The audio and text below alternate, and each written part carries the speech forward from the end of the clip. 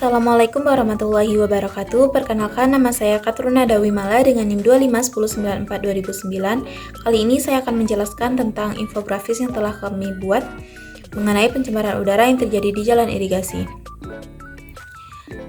Pertama yaitu sumber pencemar. Sumber pencemar ini ada dua, yaitu sumber pencemar bergerak dan sumber pencemar yang tidak bergerak. Contoh sumber pencemar yang bergerak ini adalah kendaraan bermotor atau kendaraan pribadi berupa motor ataupun mobil. Di dalam kendaraan tersebut terjadi pembakaran, yang mana nanti itu menghasilkan polutan yang akan dikeluarkan melalui knalpot. Dan ini adalah yang menjadi sumber pencemaran udara. Kemudian asap dari kendaraan atau mobil proyek. Mobil proyek ini ada di irigasi dikarenakan irigasi merupakan tempat yang terdampak banjir waktu itu. Jadi beberapa jalanan rusak itu diperbaiki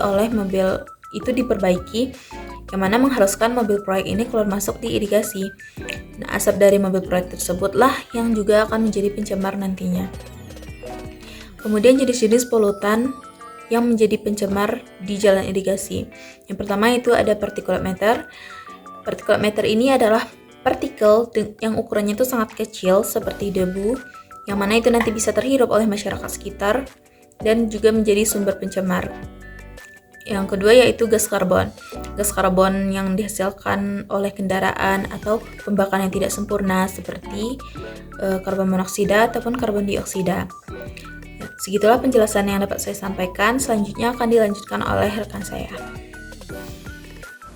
Assalamualaikum warahmatullahi wabarakatuh. Perkenalkan, saya Nadia Hendri dengan NIM 25109420131. Saya akan melanjutkan materi tentang potensi dampak kesehatan pencemaran udara di jalan irigasi Pasar Baru Universitas Andalas.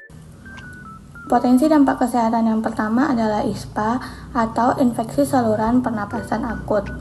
Nah, ISPA sendiri adalah dampak kesehatan yang paling umum terjadi akibat paparan polutan udara, debu, asap, atau bahan kimia berbahaya.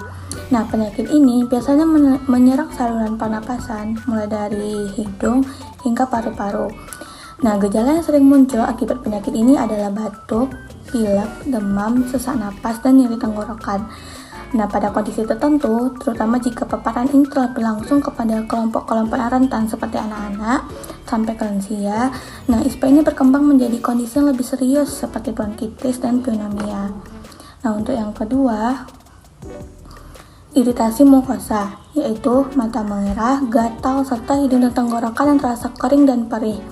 Nah, iritasi mukosa ini akibat adanya kontak langsung dengan jaringan sensitif kita, yaitu mata atau hidung tenggorokan dengan iritan, misalnya iritan debu, asap, atau gas kimia. Nah, gejala yang sering muncul itu adanya mata yang merah dan berair, rasa gatal, serta sensasi terbakar atau perih pada tenggorokan. Nah, jika paparan ini berlangsung secara terus-menerus, iritasi ini dapat berkembang menjadi peradangan kronis, meningkatnya risiko infeksi, serta adanya gangguan kenyamanan dalam produktivitas kita dalam sehari-hari. Nah, hanya itu yang dapat saya sampaikan. Saya lanjutkan ke rekan saya. Perkenalkan, saya Prinalia Pratiwi dengan NIM 251094114. Di sini saya akan menjelaskan mengenai pembahasan kelompok yang rentan terkena polutan udara. Pencemaran udara yang terjadi di wilayah irigasi Pasar Baru Unan tidak hanya berdampak pada kualitas lingkungan, tetapi juga dapat memberikan pengaruh yang lebih besar terhadap kelompok masyarakat tertentu yang memiliki tingkat kerentanan lebih tinggi, terutama pada balita, anak-anak, lansia, serta penderita penyakit yang berkaitan dengan sistem pernafasan, serta pekerja yang sering beraktivitas di luar ruangan. Balita dan anak-anak termasuk kelompok yang sangat rentan karena sistem pernafasan dan sistem kekebalan tubuh mereka masih dalam tahap perkembangan. Akibatnya, partikel debu halus dan gas berbahaya yang terdapat di udara lebih mudah masuk ke dalam saluran pernafasan dan dapat memicu gangguan kesehatan seperti batuk, iritasi, hingga infeksi saluran pernafasan akut. Assalamualaikum warahmatullahi wabarakatuh. Perkenalkan, nama saya Pralami dengan NIM 251943003. Sekarang saya akan menjelaskan tentang rekomendasi pengendalian sederhana dari pencemaran udara yang dapat kita lakukan. Yang pertama adalah melakukan pemeliharaan mesin kendaraan secara rutin. Hal ini bertujuan agar mesin kendaraan bekerja dengan optimal dan tidak menghasilkan emisi yang berlebih. Yang kedua adalah melakukan uji emisi kendaraan berkala yang bertujuan agar kita dapat mengontrol dan mengetahui keadaan mesin kita apakah optimal atau tidak. Yang ketiga adalah penggunaan transportasi umum atau bersepeda. Hal ini juga bertujuan agar tidak menghasilkan emisi yang berlebih dari banyaknya masyarakat yang menggunakan transportasi pribadi. Yang keempat adalah pemerintah harus memperkuat larangan pembakaran sampah terbuka karena hasil dari pembakaran sampah terbuka menghasilkan emisi yang dapat mencemari udara. Yang kelima adalah melakukan penanaman pohon yang menyerap polutan atau emisi yang menyebabkan pencemaran udara.